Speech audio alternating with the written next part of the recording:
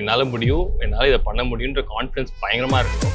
அந்த கான்ஃபிடன்ஸ் இருந்தால் தான் இன்ஃபினிட்டி காம்ப்ளெக்ஸே நம்ம தாண்டி வர முடியும். பட் அதெல்லாம் தாண்டி பல தடை என்னமோ இருக்கும். இதெல்லாம் ஃபேஸ் பண்ணணும்னா அந்த ஒரு கான்ஃபிடன்ஸ் நம்மளே வளர்த்து நம்ம தான் பில்ட் பண்ணிக்கணும். பாட்டில் பயங்கர ஹானஸ்டான ஒரு ஃபிலிம், பயங்கர ஹானஸ்டான ஃபிலிம். அது வந்து அந்த ஒரு அடிக்ஷன்னா என்ன, அதை வந்து கொஞ்சம் கூட சினிமாக்காக எதுவும் பண்ணாம டெஃபினட்டா. ஏன்னா நான் வந்து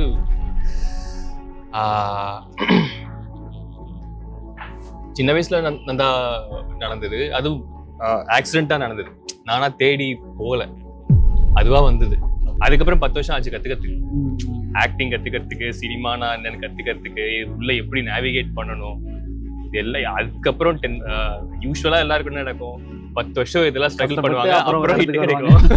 நமக்கு ஃபர்ஸ்ட் ஹிட் கிடைச்சு அதுக்கப்புறம் 10 வருஷம் ஆச்சு. அதுதான் ஒரு இடத்துல ஒரு கேஸ்ட் வச்சு ஒரு கொடுமை நடக்குதுன்னு வச்சுக்கோங்களேன், அது சும்மா பேப்பர்ல ஒரு 4வது பக்கத்துல எங்கேயோ கிராஸ் ஆகி போயிடும். அந்த மாதிரி நிறைய ஒரு டைம் இருந்திருக்கு இல்லையா. பட் இப்போதான் அது வந்து ஃப்ரண்ட்ல வருது அப்படிங்கிறதுக்கு இந்த நம்ம சினிமாவில் நடக்கிற ரெவல்யூஷனும் ஒரு முக்கியமான காரணம்னு நினைக்கிறேன். பிகாஸ் அது வந்து ஒரு ஹெல்தியான டிஸ்கஷன் ஆக மாதிரி இருக்கு. தப்புன்னு சொல்ற இடத்துக்கு இன்னும் கொஞ்சம் ஸ்ட்ராங்கா வந்திருக்கும் அப்படின்னு. ஆமா, டெஃபினெட்லி. ஸோ அதை வந்து இன்னும் ஓப்பனா எல்லாரும், இது ஒரு டிஸ்கஷனா ஓப்பனா எல்லாரும் பேசுறாங்கல்ல, உட்காந்து பேசவும் புரியுது. அங்கங்க சண்டை நடக்குது, ஐ மீன் டிஸ்கஷனா சொல்றேன்.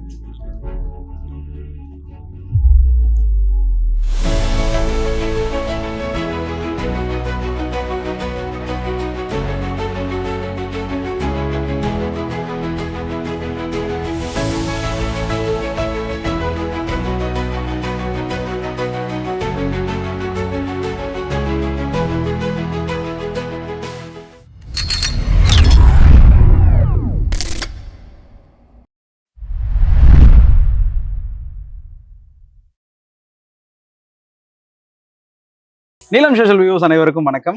இன்னைக்கு நீலம் சினிடாக்ல யார் நம்ம கூட கெஸ்டா வந்திருக்காங்க அப்படின்னு சொல்றதுக்கு முன்னாடி அவரை பத்தின சில விஷயங்கள் நான் சொல்லணும்னு ஆசைப்படுறேன். சினிமா அப்படிங்கிறது வந்து நம்ம ஒரு படம் நடிச்சோம், 2 படம் நடிச்சோம் அப்படிங்கிறத தாண்டி அந்த கன்சிஸ்டன்சி அப்படிங்கிறது வந்து ரொம்ப ரொம்ப இம்பார்ட்டன்ட்.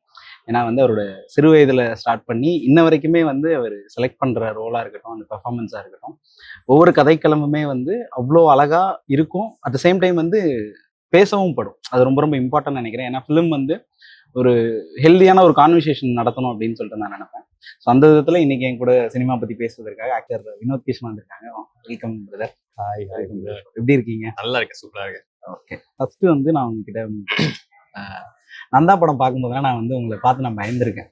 ஸோ பயந்துருக்கேன் அந்த சென்ஸ். நான் என்ன சொல்றேன்னா, எனக்கு அந்த கண்ணு அப்போ, ஏன்னா அப்போ எனக்கு கரெக்டா ஞாபகம் இருக்கிறத வச்சு நான் சொல்றேன், பெருசா டயலாக்ஸ் இல்லாம இப்படி திரும்பி ஒரு பார்வை பார்ப்பீங்க, ஒரு ஆங்கிள் இப்படி இருக்கும், திரும்பி ஒரு பார்வை பார்ப்பீங்க. அந்த விதத்துல big fan of you. And நீங்க செலக்ட் பண்ற ஸ்கிரிப்ட் வந்து எனக்கு உங்க மேல ஒரு ரெஸ்பெக்ட் கொடுக்கும். நம்ம ஒரு ஆக்டரா இருக்கோம், படங்கள் வருது, நம்ம ஒன்று பண்ணிடுறோம் அப்படிங்கிறத தாண்டி அது ஒரு அந்த கேரக்டர் மேல அந்த சமுதாயத்தின் அக்கறைன்னு கூட நான் சொல்றேன். ஸோ அந்த விதத்துல ரொம்ப டைம் எடுத்தும் பண்றீங்க. ஸோ அந்த மாதிரி உங்களை மாதிரி ஒரு ஆக்டர் மேலாம் எனக்கு இருக்கும், ஒரு ஏன் மனுஷன் வந்து பண்ணலாம்ல, வருஷத்துக்கு 2 படம் பண்ணலாம்ல அப்படின்னு. அது இயல்பாவே நடக்க மாட்டேங்குதா, இல்ல உங்களோட ஸ்கிரிப்ட் செலெக்ஷன் எப்படி பிரதர்? எதுவுமே பிளான் பண்ணி பண்ணல. அது என்ன சொல்றது, ஸ்கிரிப்ட் வரும்போது நமக்கு நேச்சுரலா என்ன பிடிக்குதுன்னு பாக்குறோம், எது நமக்கு எக்ஸைட் ஆகுதுன்னு பாக்குறோம்ல, அந்த மாதிரி சூஸ் பண்றது தான். அது வந்து சம்டைம்ஸ் இப்போ நான் என்ன சொல்றேன், சில படங்கள் நான் சூஸ் பண்ற சில படங்கள் மேக்சிமம் அந்த மாதிரி கொஞ்சம் என்ன சொல்றது, ஒரு கஷ்டமான படமா இருக்கும். சம்டைம்ஸ் அது வந்து ரொம்ப இண்டி ஃபிலிமா இருக்கும். அந்த இண்டி ஃபிலிம்ன்றதுனால அது பண்ணி அது முடிச்சு அது சினிமாக்கு, ஐ மீன் தியேட்டருக்கு வரத்துக்கு அது ஒரு டேக்ஸ் 4-5 years. இந்த மாதிரிலாம் எனக்கு 2 படம் 3 படம் ஆயிருக்கு. ஸோ அதனால அது நேச்சுரலா அந்த மாதிரி டைம்லாம் அது வந்து அது நம்ம கையில இல்லை, அது பாட்டு அது நடக்குது.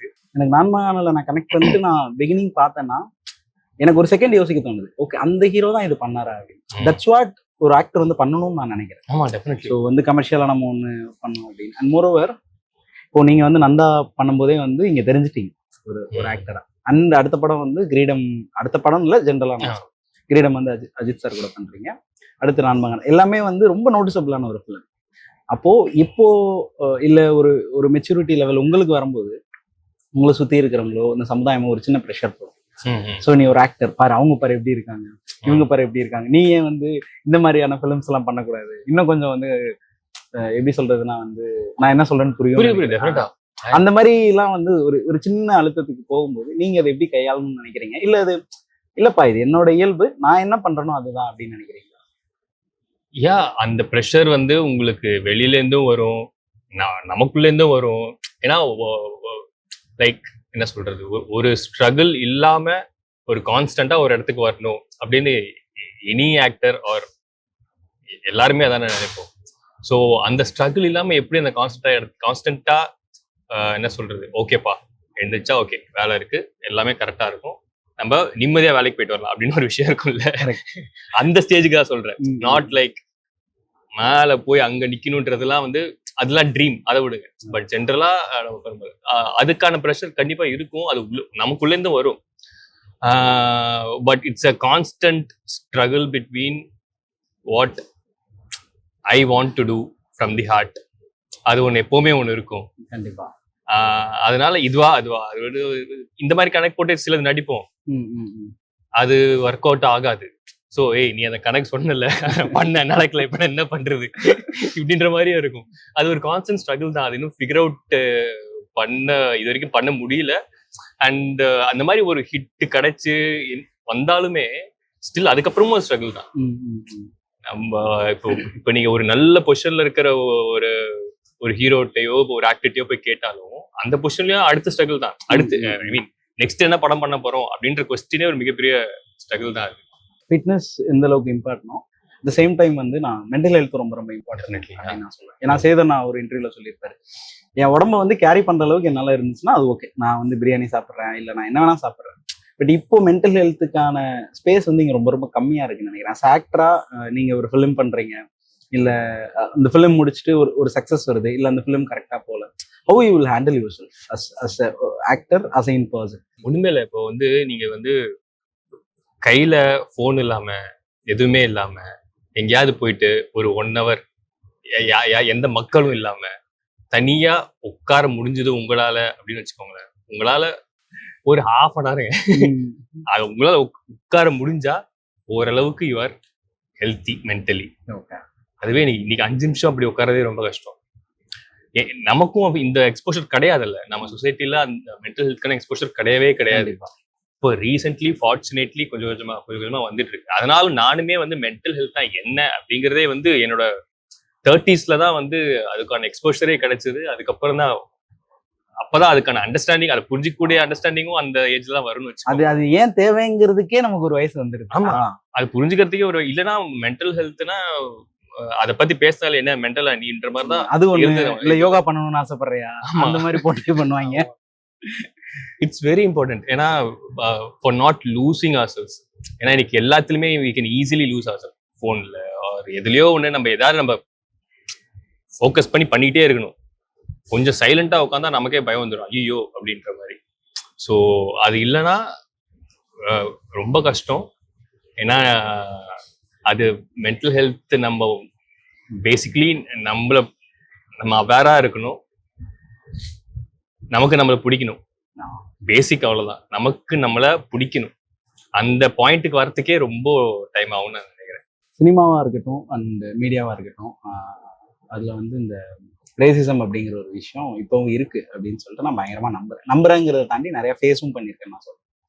அண்ட் மொரோவர் இப்போ அது கொஞ்சம் கொஞ்சமா மாறிட்டு வருது. பட் ஸ்டில் அந்த இன்ஃபீரியாரிட்டி காம்ப்ளெக்ஸ் அந்த இடத்துக்கு வந்து ஒரு பையனோ ஒரு பொண்ணோ ட்ரை பண்ணிட்டு பட் நல்ல டேலண்ட் இருப்பாங்க, அந்த இடத்துல அவங்கள அப்படி ட்ரீட் பண்றதுனால அதுக்கப்புறம் அந்த பிளேஸே வேண்டான்ட்டு போயிடுறாங்க.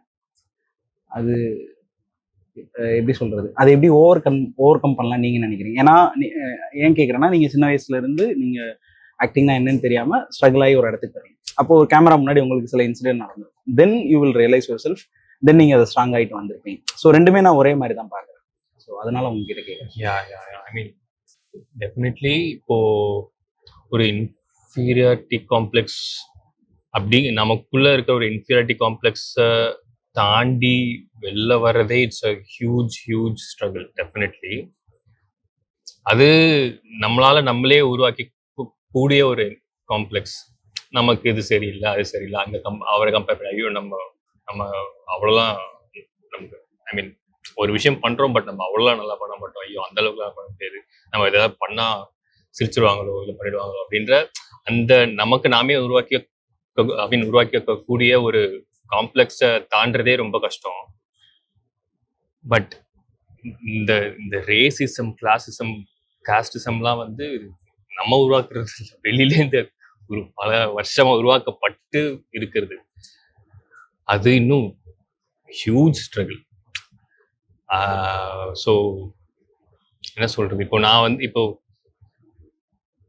நான் வந்து சிறு சிறு சின்ன சின்ன அவமானங்கள்லாம் ஃபேஸ் பண்ணிருக்கேன். இன்ஃபினிட்டி காம்ப்ளெக்ஸ் விட்டுருங்க, அது வந்து நம்ம ஒரு விஷயம் இப்போ திடீர்னு ஒரு விஷயம் நல்லா பண்ணிட்டு அது நல்லா இருக்குன்னு 10 பேர் சொன்னாங்கன்னு வச்சுக்கோங்களேன், அந்த இன்ஃபினிட்டி காம்ப்ளெக்ஸ் கொஞ்சம் கொஞ்சமா உடையும். கண்டிப்பா. ஏன்னா அது நம்மளே கிரியேட் பண்ணிக்கிறது தானே. அதுல இருந்து நம்ம கொஞ்சம் கொஞ்சமா நம்மளோட கான்ஃபிடன்ஸை ஏத்திக்க முடியும். அது வேற ஒரு ஸ்ட்ரகிள். பட் இந்த ஸ்ட்ரகிள்ன்றது இட்ஸ் டோட்டலி வேற அண்ட் இது ரொம்ப கஷ்டம். ஏன்னா ஸ்ட்ரகிள் வெளியில இருந்து வருது. நான் வந்து சின்ன சின்ன என்ன சொல்றது சின்ன சின்ன அவமானங்கள் இதெல்லாம் ஃபேஸ் பண்ணியிருக்கேன். பட் அதெல்லாம் என்னதான் இருந்தாலும் அது கூட இந்த ஸ்ட்ரகிளோட என்னால கம்பேரே பண்ணி பார்க்க முடியாது. என்னால முடியும், என்னால இதை பண்ண முடியுன்ற கான்ஃபிடன்ஸ் பயங்கரமா இருக்கணும். அந்த கான்ஃபிடன்ஸ் இருந்தால் தான் இன்ஃபினிட்டி காம்ப்ளெக்ஸே நம்ம தாண்டி வர முடியும். பட் அதெல்லாம் தாண்டி பல தடைகள் என்னென்னமோ இருக்கும். இதெல்லாம் ஃபேஸ் பண்ணணும்னா அந்த ஒரு கான்ஃபிடன்ஸ் நம்மளே வளர்த்து நம்ம தான் பில்ட் பண்ணிக்கணும். அஃப்கோர்ஸ் ஒரு சொசைட்டியாவே இது எல்லாமே மாறணும், அது பிகர் பிக்சர். பட் நம்ம இன்பர்சனா நம்ம பர்சனலா அதான் பில்ட் பண்ணிக்கணும். நம்ம யார் என்ன சொன்னாலும் நம்ப கூடாது. we would know இல்ல நம்ம யாரு, நமக்கு என்ன பண்ண வந்திருக்கோம், நம்மளால என்ன பண்ண முடியும், என்ன பண்ண முடியாது, நம்ம எந்த லெவல்ல இதை ஒரு விஷயம் பண்றோம்னா எந்த லெவலில் கத்து வச்சிருக்கோம் அப்படின்றதெல்லாம் வந்து அதான் நம்மளை பத்தி ஃபுல்லா வேற இருந்துக்கணும். நான் ரொம்ப கரெக்டா சொல்லணும்னா நம்மளோட பொட்டன்ஷியல் தெரிஞ்சு நம்ம ப்ளே பண்ணணும். இந்த பொட்டன்ஷியல் தெரிஞ்சு ப்ளே பண்ணணும், அதை பில்ட் பண்ணிக்கணும், அதில் ஸ்ட்ராங்கா இருக்கணும், கான்ஃபிடென்ட்டா இருக்கணும், அதில் இம்ப்ரூவ். ஏன்னா அப்படிதான் பிரேக் பண்ண முடியும். இப்போ நம்ம சினிமால மட்டும் எடுத்துக்கோங்க, சினிமால மட்டும் அந்த மாதிரி தடைகள் வரும்போது நம்ம டப்புன்னு ஒரு விஷயம் பண்றோம், அது வந்து பெஸ்டா இருக்குன்னு வச்சுக்கோங்களேன், யாராலையும் ஒண்ணுமே பண்ண முடியாது. கரெக்ட். வினோத் கிஷன் வந்து இந்த பெர்ஸ்பெக்டிவ் எப்படி பாக்குறாங்க?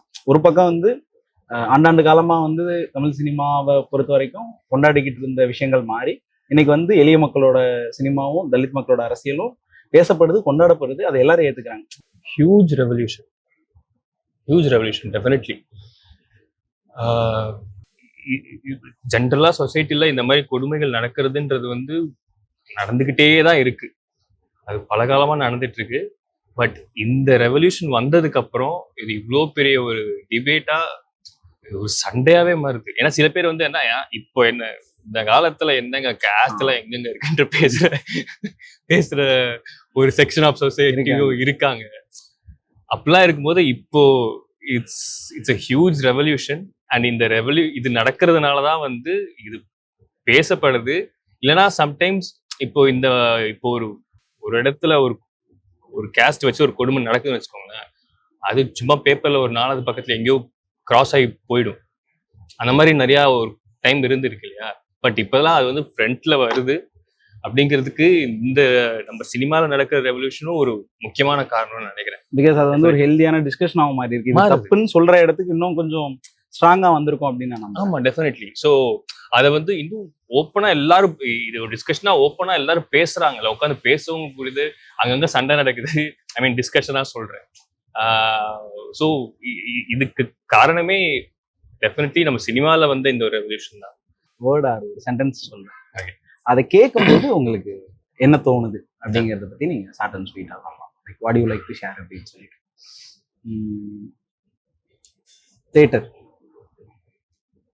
Cinema theatre. ஆமா, சினிமா தியேட்டர். ஓ, சினிமா தியேட்டர். எஸ், என்னோட ஃபர்ஸ்ட் தியேட்டர் எக்ஸ்பீரியன்ஸ் தான் ஞாபகம். தியேட்டர்னு சொன்ன உடனே ஐ திங்க் நான் வந்து 3 வயசோ 4 வயசோ இருக்குன்னு நினைக்கிறேன். அந்த டைம் 4-5 வயசு இருக்கலாம் மேபி. ஸ்கூட்டர்ல போறோம், அப்பா அம்மா நான். போற வழியில ஒரு பள்ளத்துல விட்டு கீழே விழுந்து ஐயோ, நான் ஏதோ நல்ல படம் பார்த்த எக்ஸ்பீரியன்ஸ் சொல்ல போறீங்கன்னு நினைச்சிட்டு இருந்தேன். இல்ல அதுதான் விழுந்து முட்டியெல்லாம் ஏதோ அடிபட்டு அப்புறம் ஏதோ எது தொலைச்சிக்கிட்டு அப்புறம் ஆனால் போயிட்டோம் தேட்டருக்கு. படத்துக்கும் போயிட்டீங்களா? என்னோட ஃபர்ஸ்ட் படம் தியேட்டர்ல. ஓகே. அது போயிட்டு பார்த்தோம் பாஷா. ஐயோ, வேற லெவல். அதனால எனக்கு அது வந்து மறக்கவே மறக்காது அந்த எக்ஸ்பீரியன்ஸ். லிபர்ட்டி தியேட்டர்ல பார்த்தேன்னு நினைக்கிறேன். லிபர்ட்டியில குடம்பாக்கம் லிபர்ட்டியில பயங்கரமான எக்ஸ்பீரியன்ஸ். என்னோட ஃபர்ஸ்ட் எக்ஸ்பீரியன்ஸ். நான் இப்போ வரைக்கும் தேங்க்யூ சொல்றேன் எங்க அப்பா அம்மாட்ட. தேங்க்யூ, என்னோட ஃபர்ஸ்ட் படம் பாஷா கூட்டு போறதுக்கு தேங்க்யூ. இதுக்கு மேல என்ன இருக்கு, அது சொல்றதுக்கே கெத்தா இருக்குல்ல. Yeah, that is my first experience. அதுல இருந்து லேட்டஸ்டா நேத்து ஒரு படம் பார்த்தேன். உட்காந்துட்டு ஃபுல்லா தரன்னு ஃபுல்லா அழுது முடிச்சு படம் முடிஞ்ச உடனே ஃபுல்லா உட்காந்து அதை கொஞ்ச நேரம் ஃபீல் பண்ணிட்டு எந்திரிச்சு வெளில வந்தேன். ஸோ இப்போ வரைக்கும் அந்த தியேட்டர் எக்ஸ்பீரியன்ஸ்ன்றது வந்து அது ஒரு தனி எக்ஸ்பீரியன்ஸ் தான் டெஃபினெட்லி. எனக்கும் அது நடந்திருக்கு. லைக் என்னன்னா, எனக்கு எது பிடிக்கும்னா, நம்ம நல்ல ஒரு ஃபீல் குட் மூவி பாக்குறோம்னா எல்லாரும் தியேட்டரை விட்டு எந்திரிச்சு போனதுக்கு அப்புறம் நான் எந்திரிச்சு வரணும்னு ஆசைப்படுவேன். அது என்னன்னா, இந்த உலகத்தையே நான் ஓன் பண்ணிக்கிட்ட மாதிரி ஒரு ஃபீலிங் இருக்கும். இப்போ அதுல இப்ப வெளில வந்துட்டா முடிஞ்சிடும். ஆமா, இப்ப அதுல எழுந்து வெளில வந்துட்டா அந்த ஃபீலிங் நமக்கு முடிஞ்சிரும்ன்ற ஒரு இது. அதனால கொஞ்ச நேரம் அதுல உட்காந்துட்டு கடைசியா தான் எந்திரிச்சு வருவேன். ஒரு படம் பார்த்தோம்னா அந்த மாதிரி ஒரு எக்ஸ்பீரியன்ஸ் கிடைச்சுன்னு வச்சுக்கோங்க. நல்ல படம் பார்த்த எக்ஸ்பீரியன்ஸ் கிடைச்சா அட்லீஸ்ட் கொஞ்ச நேரம் வெளில வந்துட்டு எங்கேயாவது போய் உட்காந்துட்டு அந்த படத்தை பேசணும், கொஞ்ச நேரம் பேசுவேன். ஏன்னா கொஞ்ச நாள் அதுல இருக்கணும் அந்த எக்ஸ்பீரியன்ஸ்ல அப்படின்ட்டு ஆசைப்படுவேன். ஆர்ட் அது என்ன விதமான ஆர்ட் ஃபார்ம் வேணாம்?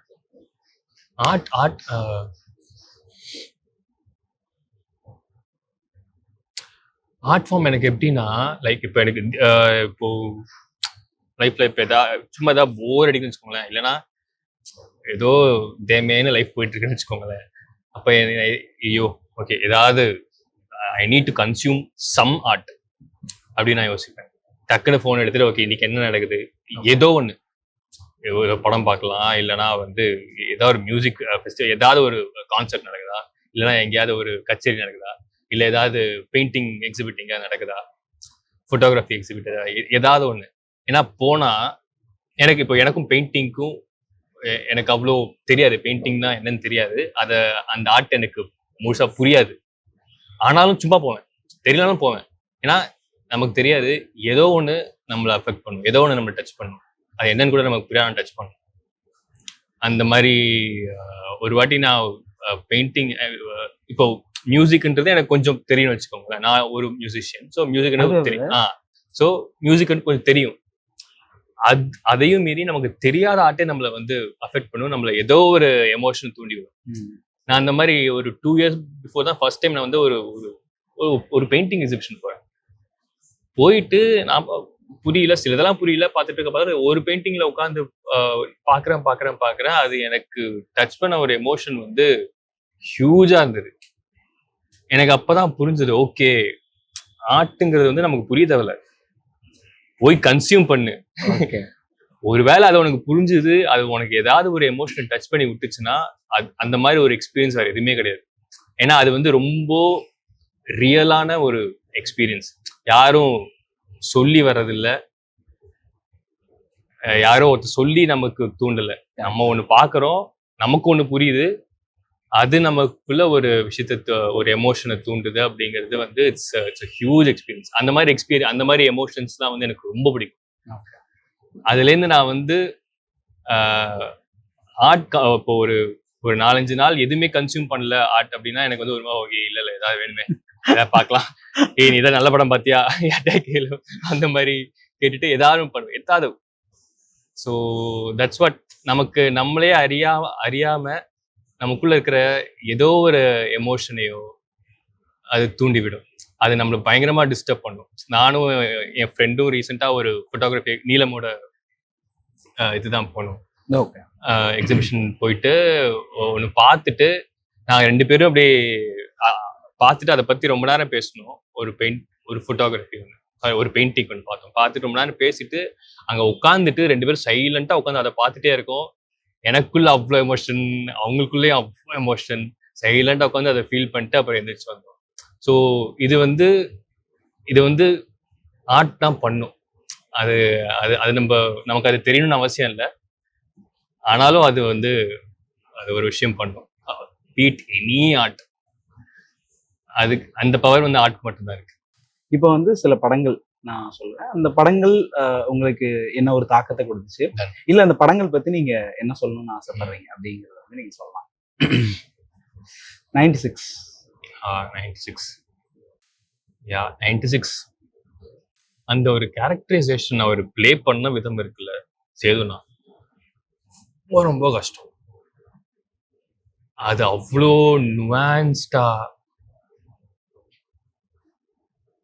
ஐயோ எனக்கு ரொம்ப பிடிச்ச ஒர்க். நான் மறுபடியும் மறுபடியும் மறுபடியும் பார்த்துருக்கேன் அந்த படத்தை.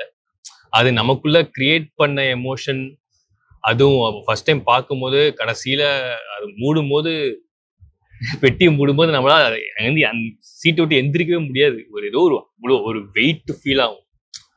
ஸோ அந்த அளவுக்கு பிரேம் சாரோட வந்து ஒரு மிகப்பெரிய ஒரு ப்ளஸ் என்னன்னா, ஒரு ஒரு எமோஷனை அதை இன்னும் டீப்பா போய் அவ்வளோ நுவான்ஸ்டா ஹேண்டில் பண்றதுல அவரு சான்ஸே இல்லை. அதை அந்த ஹேண்டில் பண்ணி அதை ஆக்டர்ஸ் கிட்ட கொண்டு வந்து அதை நம்ம ஆடியன்ஸ்ட ஃபீல் பண்ண வைக்கிறதுன்றது அது ஒரு மிகப்பெரிய கிராஃப்ட். அது பிரேம் சார் கிட்ட இருக்கிறது. சேதுனா அதுல சின்ன சின்ன எமோஷன்ஸ் வெளிப்படுத்துறது தான் ரொம்ப ரொம்ப கஷ்டம். எக்ஸாக்ட்லி. ஸோ அது வந்து பிரேம் சார் வந்து அதுல அப்படின்னு சொல்லிட்டு நினைக்கிறேன். பாட்டில் ராதா பயங்கர ஹானஸ்டான ஒரு ஃபிலிம். பயங்கர ஹானஸ்டான ஃபிலிம்.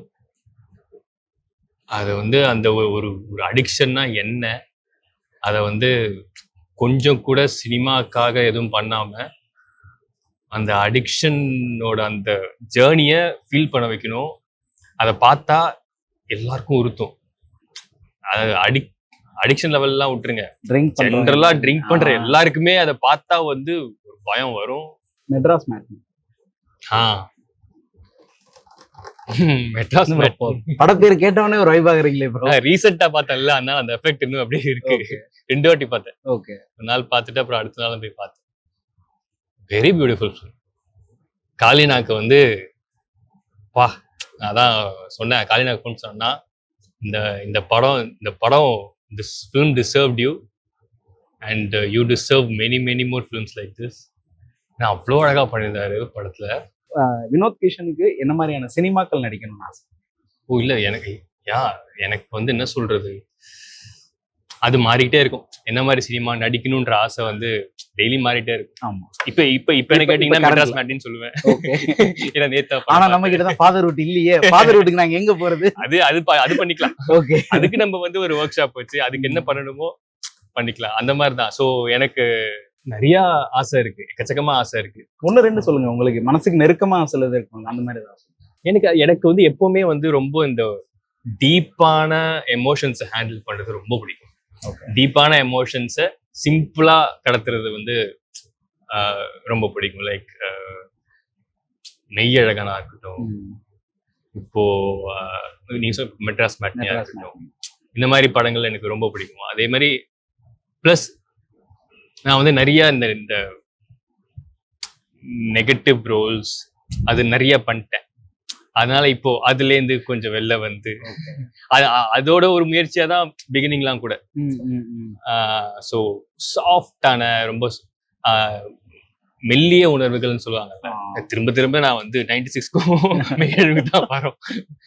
அந்த மாதிரி படங்கள் பண்ணணும்ட்டு இப்போ மைண்ட்ல ஓடிட்டு இருக்குது. இப்போ நான் பார்க்க ட்ரை பண்றதும் அதுதான், அந்த மாதிரி படங்கள் பண்ணணும் அப்படிங்கிறது தான்.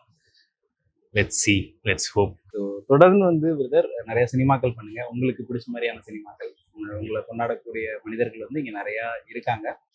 நிறைய சினிமாவை பத்தி, ஆர்ட் ஃபார்ம் பத்தி, குறிப்பா வந்து நீங்க அந்த ஆர்ட் ஃபார்ம் இங்க ஒரு மனுஷனுக்கு என்னவா இருக்கு அப்படிங்கிறது நீங்க சொன்னது எனக்கு ரொம்ப இம்ப்ரெசிவா இருந்துச்சு. Thank you so much. வந்து நான் இன்டர்வியூ கேட்டோடனே உங்களோட நேரம் ஒதுக்கி இவ்வளோ நேரம் எங்க கூட வந்து நிறைய விஷயங்கள் டிஸ்கஸ் பண்ணதுக்காக தொடர்ந்து நிறைய படம் பண்ணுங்க. ஸோ நீலம் சார்பாக வாழ்த்துக்கள். Thank you so much. Thank you so much. Thank you.